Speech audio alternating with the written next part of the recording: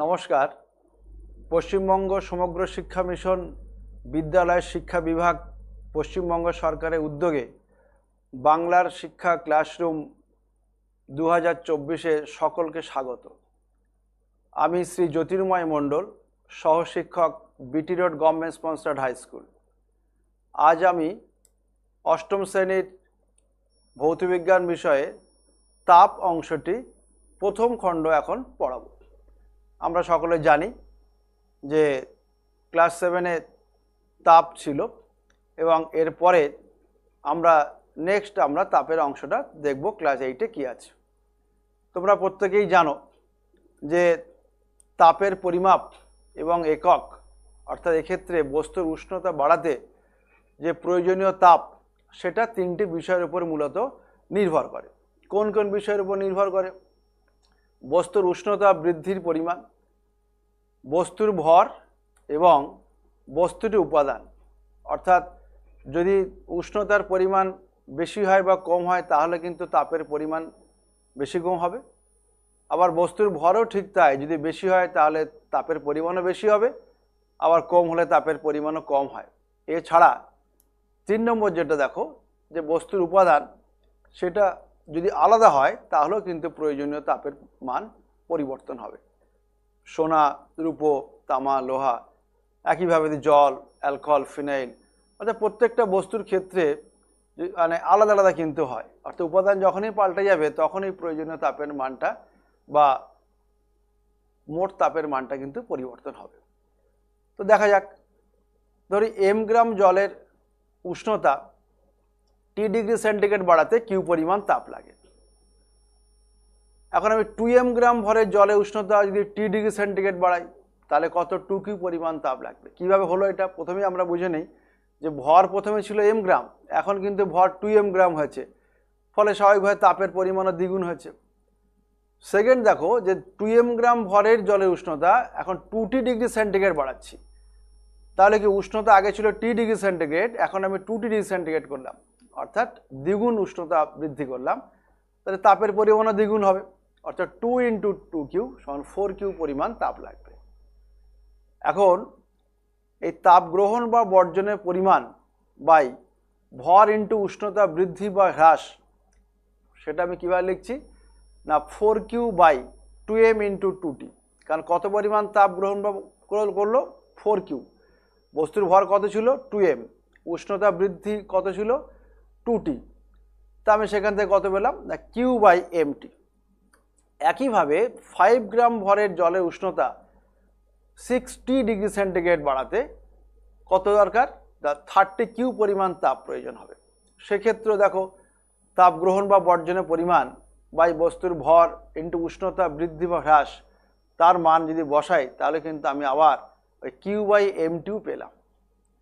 তাহলে আমি যদি জলের ক্ষেত্রে এই মানটাকে k ধরি, তাহলে k = হবে q/m × t।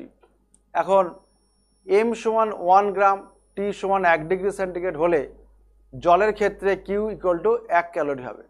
অর্থাৎ এখান থেকে আমরা ক্যালোরির ধারণাটা পেলাম। তাহলে 1 ক্যালোরি কাকে বলা হবে না 1 গ্রাম বিশুদ্ধ জলের উষ্ণতা 1 ডিগ্রি সেন্টিগ্রেড বৃদ্ধি করতে যে পরিমাণ তাপের প্রয়োজন হয় তাকে আমরা বলি কি 1 ক্যালোরি। এবার এই যে q/m × t যেটা পেলাম আমরা গাণিতিক রূপটা, তাকে আমরা এখন বলছি কি আপেক্ষিক তাপ। অর্থাৎ আপেক্ষিক তাপ = হবে q/m × t। এটাকে সাধারণত S দিয়ে প্রকাশ করা হয়, S ফর স্পেসিফিক হিট। এবার আমি দেখি এই যে আপেক্ষিক তাপ কাকে বলে না কোনো পদার্থের একক ভরে উষ্ণতা 1 ডিগ্রি বৃদ্ধি করতে প্রয়োজনীয় যে তাপ, তাকে আমরা বলি কি আপেক্ষিক তাপ। তাহলে এর একক কীভাবে হবে না আপেক্ষিক তাপের একক সিজিএস পদ্ধতিতে calorie per gram degree centigrade এবং এসআই পদ্ধতিতে আপেক্ষিক তাপের একক হবে জুল পার কেজি কেলভিন। এই আপেক্ষিক তাপ সম্পর্কে আরও কিছু বলা যায়, যেমন আপেক্ষিক তাপ কিন্তু এক একটা বস্তুর ক্ষেত্রে এক এক রকম হয়। একটুখানি আগে আমি বলছিলাম যে অ্যালুমিনিয়াম, লোহা, সোনা, এদের ক্ষেত্রে কিন্তু এক এক রকম আপেক্ষিক তাপ হয় এবং মান সাধারণত একের কম হয়। আর জলের ক্ষেত্রে আপেক্ষিক তাপের মান সবথেকে বেশি হয় যে তরল পদার্থগুলো আছে তার মধ্যে জলের ক্ষেত্রে আপেক্ষিক তাপের মান 1 হয়। সিজিএস পদ্ধতিতে এই মান হয় 1, অর্থাৎ একক দিলে কি হবে 1 calorie per gram degree centigrade. এবার এসআই পদ্ধতিতে 4200 joule per kg kelvin SI পদ্ধতিতে জলের আপেক্ষিক তাপের মান হয়। অর্থাৎ জেনে রাখলে যে যা যা তরল আছে তার মধ্যে জলের ক্ষেত্রে আপেক্ষিক তাপের মান হয় সর্বোচ্চ, এবং কঠিন পদার্থ বা অন্যান্য তরল পদার্থের কথা তুমি যাই বলো না কেন সবার ক্ষেত্রে যেই পদার্থটা পাল্টে যাবে আপেক্ষিক তাপের মানও ভিন্ন ভিন্ন হবে। এবার আমি একটা ওই সূত্র দিয়ে আমি একটা অঙ্ক করার চেষ্টা করি। দেখো এবার আমি নেক্সট স্লাইডে আমি কি দেখছি, 400 গ্রাম ভরের অ্যালুমিনিয়াম খণ্ডের উষ্ণতা 30 ডিগ্রি সেন্টিগ্রেড থেকে 70 ডিগ্রি সেন্টিগ্রেড বৃদ্ধি করতে কত তাপ দিতে হবে। অ্যালুমিনিয়ামের আপেক্ষিক তাপ দেওয়া আছে 0.21 calorie per gram degree centigrade. এখানে কি কি আছে না, অ্যালুমিনিয়ামের ভর 400 গ্রাম, এটাকে আমি এম দিয়ে প্রকাশ করলাম। অ্যালুমিনিয়ামের আপেক্ষিক তাপ 0.21 calorie per gram degree centigrade S দিয়ে প্রকাশ করলাম, এবং উষ্ণতা বৃদ্ধি কত হলো 30 ডিগ্রি সেন্টিগ্রেড আগে ছিল, বৃদ্ধি করে হয়েছে 70 ডিগ্রি, তাহলে ডিফারেন্সটা কত 70 বিয়োগ 30, তারপর কত 40 ডিগ্রি সেন্টিগ্রেড।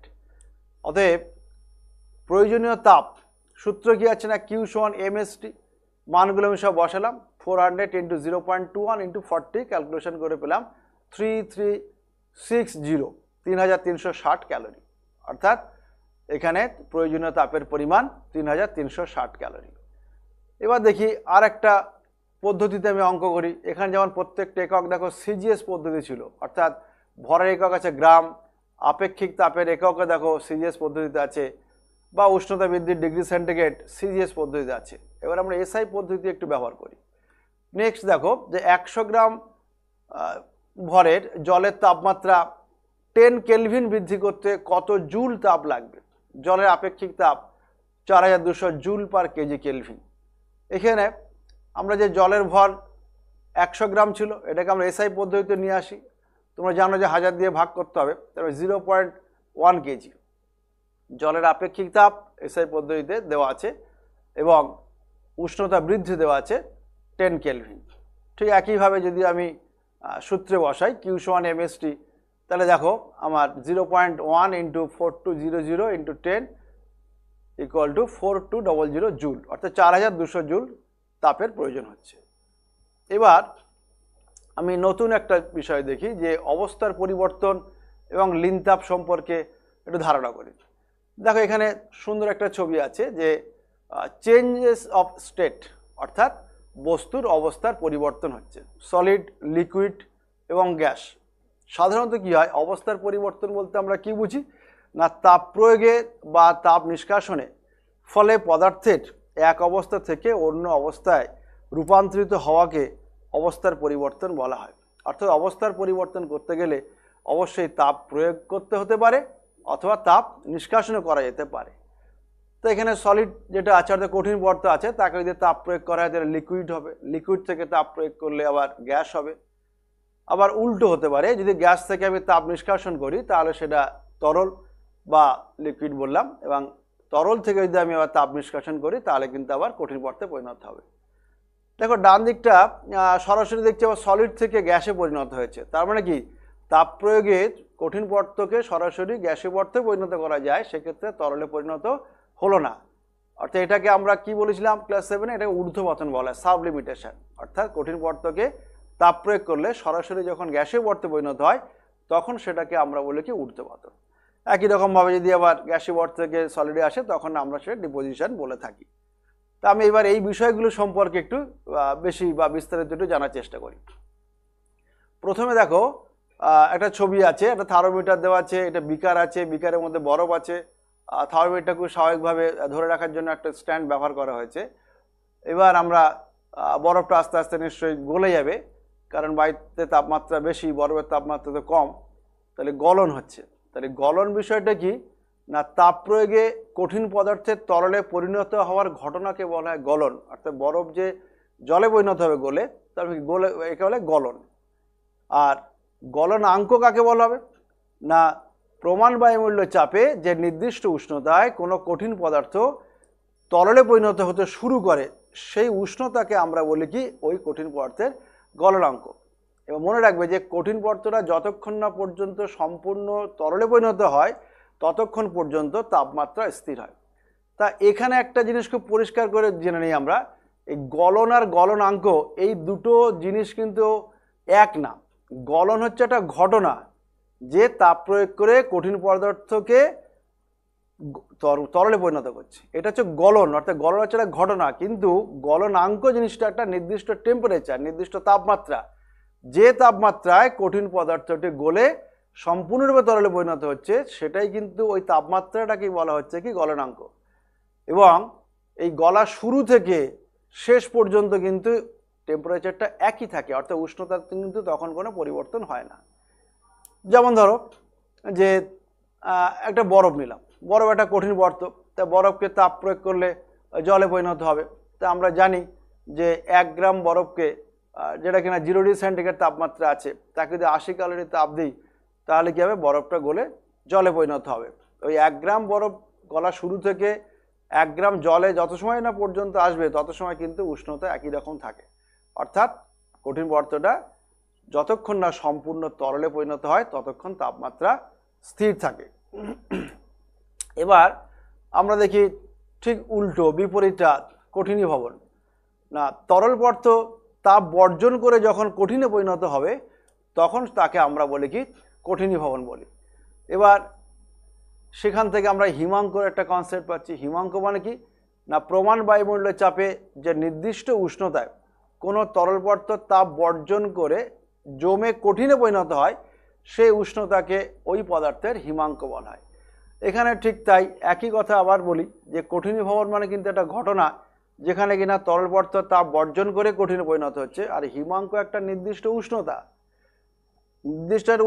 যে উষ্ণতায় কিনা তরল পদার্থ তাপ বর্জন করে জমে কঠিনে পরিণত হবে তাকে বলা হয় হিমাঙ্ক।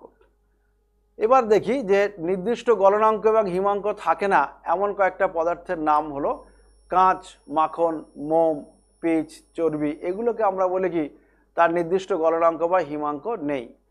তার মানে এমন ভাবার কোনো কারণ নেই যে এই যে কাঁচ, মাখন, মোম, পিচ এগুলো গলবে না এরকম না, বা এগুলো নির্দিষ্ট তাপমাত্রায় গলবে না এরকম না, এতে গলবে, কিন্তু এই টেম্পারেচারটা কখনো কম কখনো বেশি হতে পারে। যেমন ধরো মোম 30 ডিগ্রি সেন্টিগ্রেড তাপমাত্রা বা 35 বা এমনকি 40-50 যে কোনো একটা তাপমাত্রায় কিন্তু মোম গলা শুরু করতে পারে। অর্থাৎ মোমটা কোন তাপমাত্রায় গলবে যদি জিজ্ঞেস করা হয় তাহলে কেউ বললো 35, 35, কেউ বললো 40 ডিগ্রি, কেউ বললো 45 ডিগ্রি।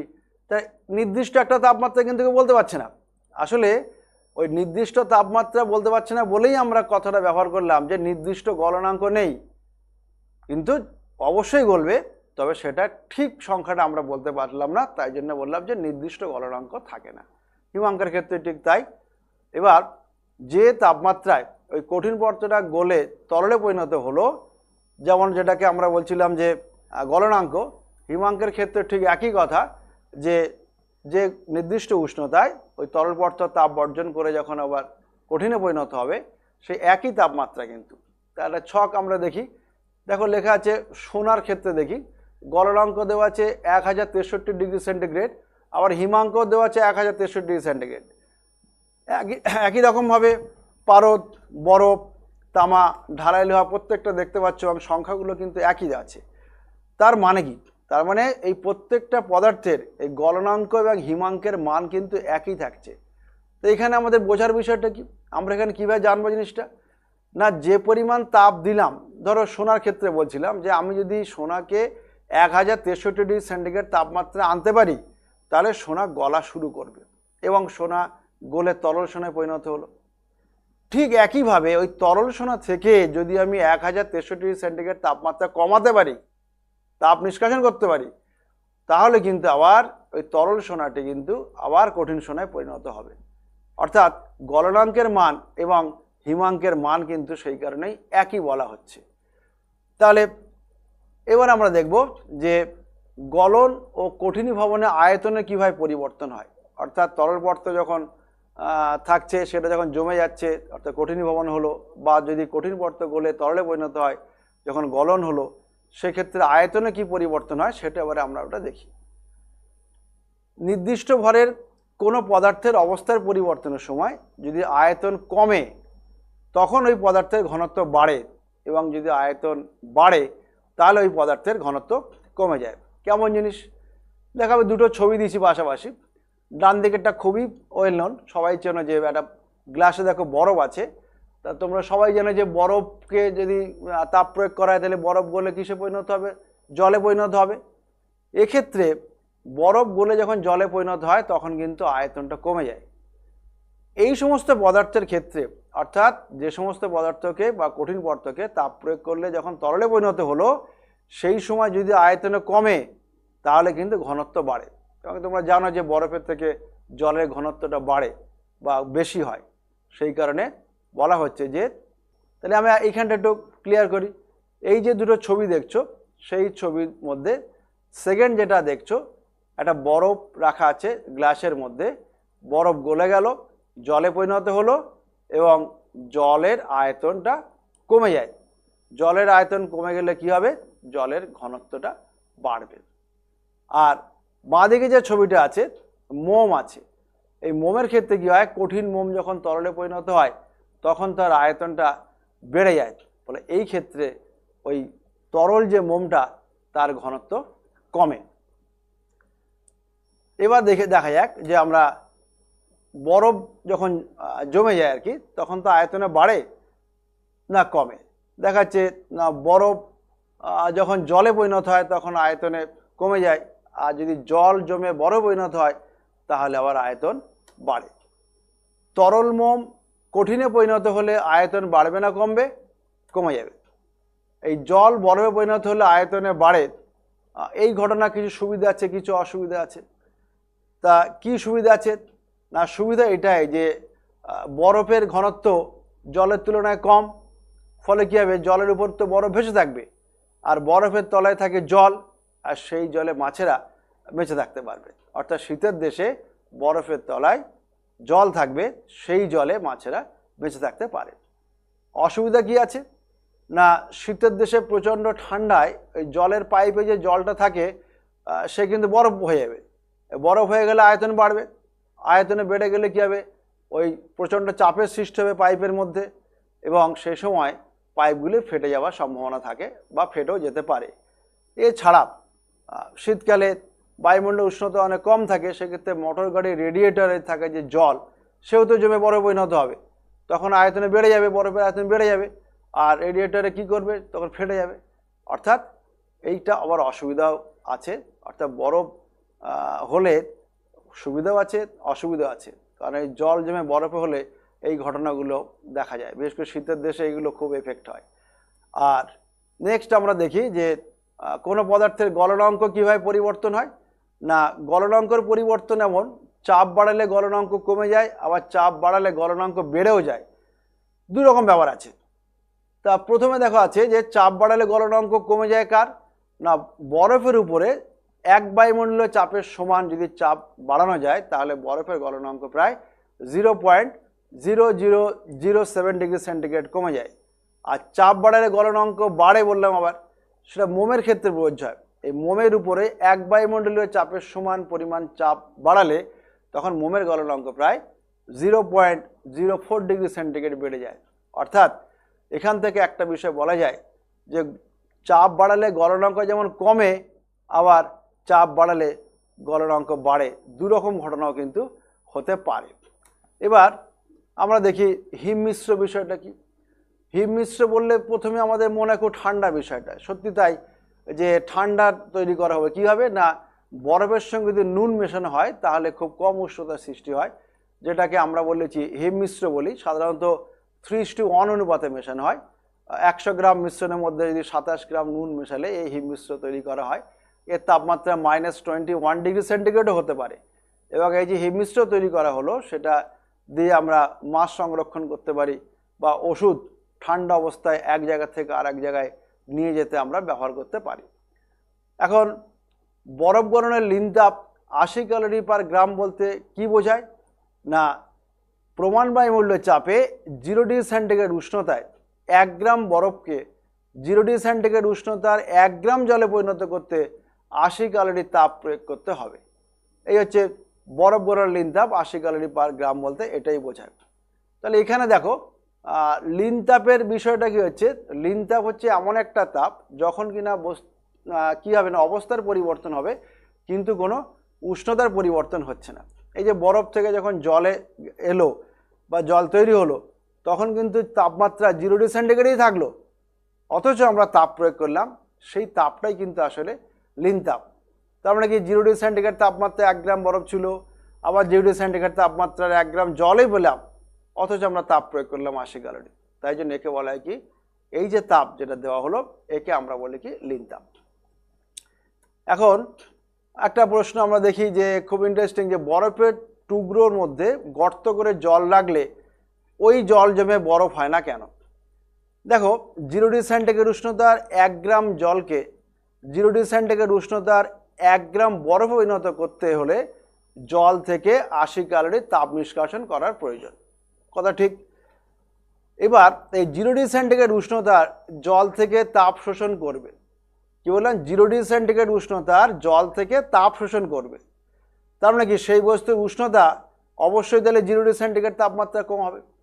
এখন এই বরফের যে টুকরো তার মধ্যে যে গর্ত করে জল রাখা ছিল তার উষ্ণতা প্রথমে কত ছিল, ঘরের উষ্ণতা সমান ছিল, আর ঘরের উষ্ণতা কত, 0 ডিগ্রি সেন্টিগ্রেড তাপমাত্রা বেশি। তাহলে এবার কে তাপ নেবে, জল না বরফ?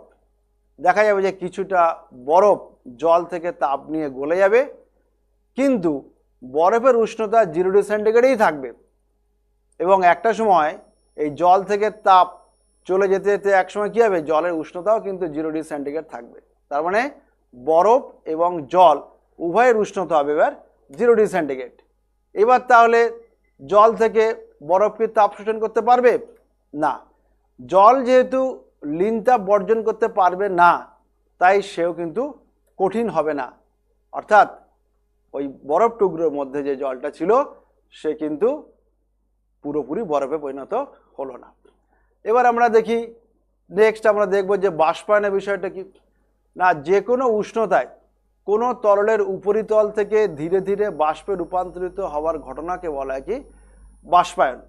এখানে একটা বিষয় আছে যে যে কোনো উষ্ণতায় বলছে কেন, অর্থাৎ সেটা শীতকাল হতে পারে, গ্রীষ্মকাল হতে পারে, বা বছরের যে কোনো ঋতুতেই কিন্তু বাষ্পায়ন হতে পারে। এখানে নির্দিষ্ট কোনো উষ্ণতার কথা বলা হচ্ছে না।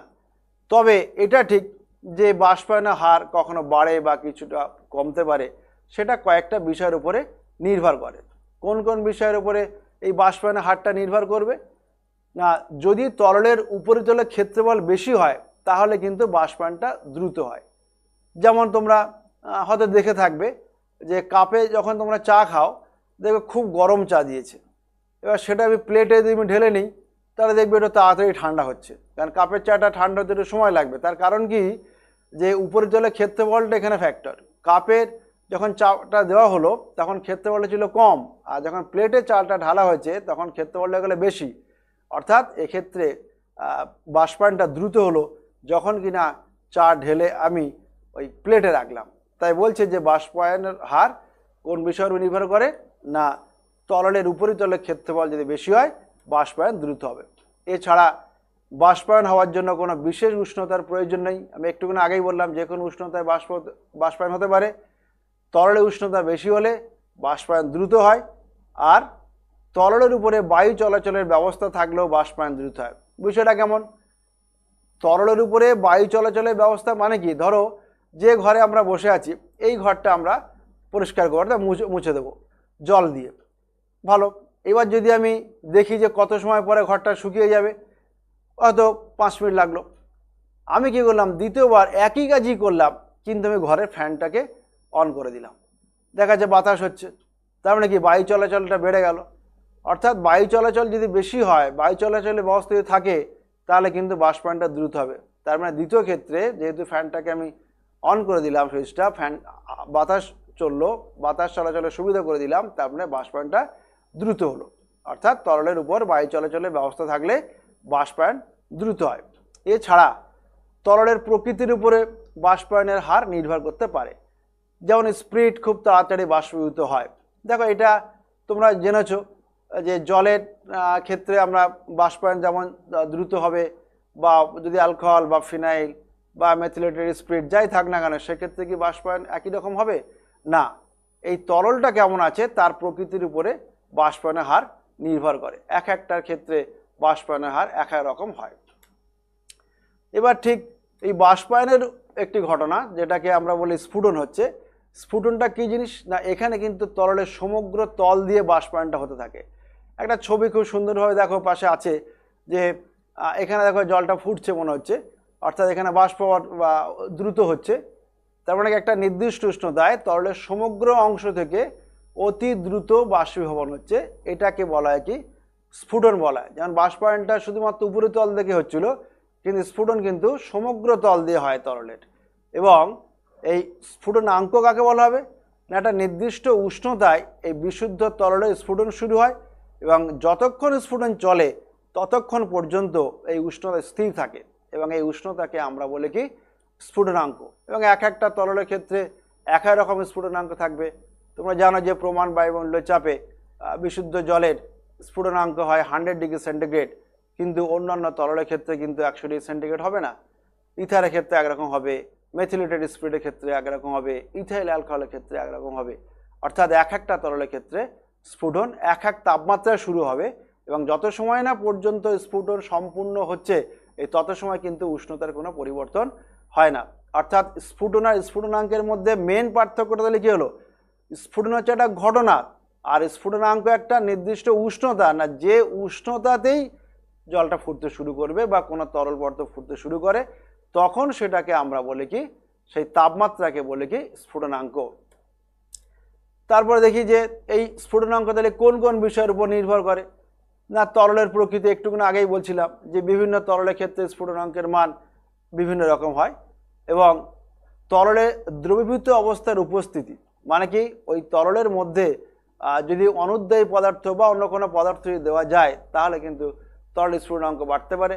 যেমন এখানে আমি একটা বললাম যে বিশুদ্ধ জল ফোটে 100 ডিগ্রি সেন্টিগ্রেড তাপমাত্রায়, কিন্তু যদি জলের মধ্যে সামান্য নুন মেশানো হয় তাহলে সেই দ্রবণের স্ফুটনাঙ্ক জলের স্ফুটনাঙ্কের চেয়ে বাড়ে। এবার তরলের উপরিস্থিত চাপ মানে কি, স্ফুটনের সময় তরল যখন বাষ্পে রূপান্তরিত হয়, এই বাষ্পে রূপান্তরিত হলে কি হয়, আয়তনে বাড়ে, ফলে এক্ষেত্রে চাপ বেড়ে গেলে স্ফুটনাঙ্ক বেড়ে যাবে। অর্থাৎ তরলের উপরিস্থিত চাপ যদি বেড়ে যায় তাহলে স্ফুটনাঙ্ক বেড়ে যাবে। এর একটা সুন্দর একটা উদাহরণ আছে, তোমরা জানো যে প্রেসার কুকারের ব্যাপারটা আছে, যে চাপ বাড়ালে স্ফুটনাঙ্ক বেড়ে যায়, সেটা আমরা এখানে কিভাবে বলছি বা কিভাবে ব্যাখ্যা করছি দেখে নিই একবার। এই প্রেসার কুকারে রান্না দ্রুত হয় কেন, দেখো এখানে প্রেসার কুকারের ছবি আছে, খুব সুন্দরভাবে রান্না চলছে মনে হয় ছবিটা দেখে। তা সেখানে কি করা হয়েছে না, প্রেসার কুকারের মধ্যে খাদ্যবস্তু জল এই সমস্ত নিয়ে আমরা কি করি, ঢাকনা দিয়ে ঢেকে দেব, এবং দেখবে পাশটা একটু টাইট করে আটকানো থাকে, মানে বায়ু নিরুদ্ধ করা হয় যাতে বায়ু চলাচল না করতে পারে। সেরকমভাবে আমরা খাদ্যবস্তু এবং জল নিয়ে প্রেসার কুকারের মধ্যে রেখে দিলাম। এবার সেটা উনুনের উপরে বসাবো, জ্বলন্ত উনুনের উপর বসানো হলো, তাপ আস্তে আস্তে আস্তে বাড়ছে বাড়ছে বাড়ছে, এবং কী হবে একটা সময় জল ভিতরে বাষ্প হওয়া শুরু করবে, এবং ওই কুকারের ভিতরে জলের চাপ বায়ুমণ্ডলের চাপের থেকেও কিন্তু বেশি হয়ে যাবে। ফলে কি হবে, এই প্রেসার কুকারের মধ্যে জলের স্ফুটনাঙ্ক বেড়ে যাবে, এবং তখনই কিন্তু বেড়ে কত হবে, 100 জায়গায় 120 ডিগ্রি সেন্টিগ্রেড তাপমাত্রা হতে পারে। অর্থাৎ জল ফুটতে শুরু করবে তখন 120 ডিগ্রি সেন্টিগ্রেড তাপমাত্রায়।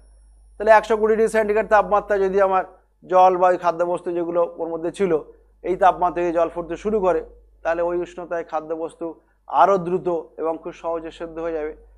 অর্থাৎ এক্ষেত্রে আমরা দেখলাম মূল নীতি যেটা, যে চাপ বাড়ালে কিন্তু স্ফুটনাঙ্ক বেড়ে যায়, এটার উপরে ভিত্তি করেই এই প্রেসার কুকারে দ্রুত রান্না করা যায়। আচ্ছা, চাপ বাড়লে স্ফুটনাঙ্ক বেড়ে গেল, তাহলে চাপ কমালে তো তরলের স্ফুটনাঙ্ক কমে যেতে পারে। ঠিক তাই, চাপ কমালে তরলের স্ফুটনাঙ্ক কমে যায়, এবং সেক্ষেত্রে আমরা দেখব যে 0 ডিগ্রি সেন্টিগ্রেড তাপমাত্রা কিন্তু জল ফোটানো কি সম্ভব, বলছে হ্যাঁ 0 ডিগ্রি সেন্টিগ্রেড তাপমাত্রা জল ফোটানো সম্ভব। সেক্ষেত্রে আমাদের চাপ কমাতে হবে, ফলে তরলের বাষ্পে রূপান্তরিত সুবিধা হয়, স্ফুটনাঙ্ক কমে যাবে, এবং স্ফুটনাঙ্ক কমে গেলেই সেক্ষেত্রে 0 ডিগ্রি সেন্টিগ্রেড তাপমাত্রায় জল ফোটানো সম্ভব। নেক্সট আমরা দেখছি যে স্টিমের লিন তাপ 537 ক্যালোরি পার গ্রাম বলতে কি বোঝায়? না, প্রমাণ বায়ুমণ্ডলীয় চাপে 100 ডিগ্রি সেন্টিগ্রেড উষ্ণতায় 1 গ্রাম জলকে ওই একই উষ্ণতায়, মানে 100 ডিগ্রি সেন্টিগ্রেডের কথা বলা হচ্ছে, এই একই উষ্ণতায় 1 গ্রাম স্টিমে পরিণত করতে 537 ক্যালোরি তাপ প্রয়োগ করতে হবে। এই হচ্ছে স্টিমের লিন তাপ 537 ক্যালোরি পার গ্রাম বলতে আমরা এটাই বুঝি। এবার আমি দুটো বিষয় একটু আলোচনা করি। বিষয়টা হচ্ছে এরকম যে এরকম প্রশ্ন আমাদের মাঝে মাঝে আমরা রাইজ করি, বা তোমরা প্রশ্ন উত্তরগুলো কীভাবে করবে একটু বুঝে নাও। যদি আমরা এই অবস্থার পরিবর্তনের লিন তাপের ধারণাটা বা কনসেপ্টটা খুব ক্লিয়ার করতে পারি, তাহলে আমরা এই সংক্রান্ত প্রশ্নগুলো উত্তর দিতে পারবো। কেমন প্রশ্ন? তোমাকে বলা হলো যে 0 ডিগ্রি সেন্টিগ্রেড তাপমাত্রা বরফ আছে আর 0 ডিগ্রি সেন্টিগ্রেড তাপমাত্রার জল আছে। খুব ভালো করে শোনো, যে 0 ডিগ্রি সেন্টিগ্রেড তাপমাত্রায় বরফ আছে আর 0 ডিগ্রি সেন্টিগ্রেড তাপমাত্রায় জল আছে, কোনটাতে হাত দিলে বেশি ঠান্ডা মনে হবে? কোনটাতে হাত দিলে বেশি ঠান্ডা মনে হবে? সবাই জানি আমরা বোধহয় বরফে হাত দিলেই বেশি ঠান্ডা মনে হবে। ঠিক তাই, বরফে হাত দিলে বেশি ঠান্ডা মনে হবে। অথচ দেখো আমি যে প্রশ্নটা করলাম যে দুটোই উষ্ণতা কিন্তু আছে 0 ডিগ্রি সেন্টিগ্রেড তাপমাত্রায়, তাহলে বরফে হাত দিলে কেন ঠান্ডা বেশি মনে হচ্ছে? সেখানে দেখো উত্তরটা আমরা কিভাবে বলতে পারি, যে আমরা সবাই জানি বা দেখলাম এক্ষুনি যে 0 ডিগ্রি সেন্টিগ্রেড তাপমাত্রার 1 গ্রাম বরফ আছে, তাকে যদি আমি 80 ক্যালোরি তাপ দিই তাহলে আমার 0 ডিগ্রি সেন্টিগ্রেড তাপমাত্রার 1 গ্রাম জলে পরিণত হবে। তার মানে কি? তার মানে হচ্ছে জলের মধ্যে, প্রতি গ্রাম জলের মধ্যে ওই 0 ডিগ্রি সেন্টিগ্রেড তাপমাত্রায় জলের মধ্যে 80 ক্যালোরির তাপটা বেশি আছে। অবশ্যই উল্টো দিকে তাহলে কি ওই 0 ডিগ্রি সেন্টিগ্রেড তাপমাত্রার 1 গ্রাম বরফের মধ্যে 80 ক্যালোরির তাপ তাহলে কি কম আছে? সেই কারণেই বরফে হাত দিলে ঠান্ডা মনে হচ্ছে, আর জলে হাত দিলে অপেক্ষাকৃত কম ঠান্ডা মনে হবে। আবার যদি বলা হয় একইভাবে, যদি আমি আরেকটা প্রশ্ন আলোচনা করি যে 100 ডিগ্রি সেন্টিগ্রেড তাপমাত্রার স্টিম আর 100 ডিগ্রি সেন্টিগ্রেড তাপমাত্রার ফুটন্ত জল, এই দুটোর মধ্যে কোনটাতে হাত দিলে বেশি হাত পড়ে যাবে? তার মানে কি বেশি গরম মনে হবে? ঠিক একইভাবে আমরা যেটা আজকে পড়লাম, দেখো সেখানেই আমাদের বলা আছে যে স্টিমে যে লিন তাপ 537 ক্যালোরি পার গ্রাম মানে কি 1 গ্রামের জন্য। তাহলে এখানে তাহলে স্টিমে হাত দিলে হাতটা বেশি পড়ে যাবে। তার কারণ কি? ওই 100 ডিগ্রি সেন্টিগ্রেড উষ্ণতায় 1 গ্রাম 100 ডিগ্রি উষ্ণতায় 1 গ্রাম বাষ্পের মধ্যে বা স্টিমের মধ্যে ওই 537 ক্যালোরি তাপ বেশি আছে। কার রেসপেক্টে? ওই 100 ডিগ্রি সেন্টিগ্রেড তাপমাত্রায় যে ফুটন্ত জল তার রেসপেক্টে। তাই জন্য কি স্টিমে হাত দিলে আমাদের হাতটা বেশি পড়ে যাবে, কারণ স্টিমে গরমটা বেশি লাগে। তাহলে আমরা আজকে কি করব? এই তাপের যে প্রথম যে অংশ, সেই অংশটা আমরা এই পর্যন্ত পড়ব। তাহলে দেখো আমরা এই তাপের প্রথম যে অংশ, সেখানে আমরা গাণিতিক সংক্রান্ত যে প্রশ্ন সেটা উত্তর দিতে পারবো যে মোট তাপ অর্থাৎ গৃহীত বা বর্জ্য তাপের পরিমাণ কিউ ইকুয়াল টু এমএসটি, সেই সূত্র দিয়ে যেমন গাণিতিক সমস্যাগুলো সমাধান করতে পারবো, এবং অবস্থার পরিবর্তন সংক্রান্ত বিভিন্ন প্রশ্নের আমরা উত্তর দিতে পারবো। আর এরপরেও বাষ্পায়ন স্ফুটন সংক্রান্ত যে প্রশ্নগুলো বললাম সেটা আমরা আশা করি সবাই ভালোভাবে বুঝতে পেরেছি। এবং আজ আমরা তাপের প্রথম অংশটি এখানে শেষ করলাম। নমস্কার।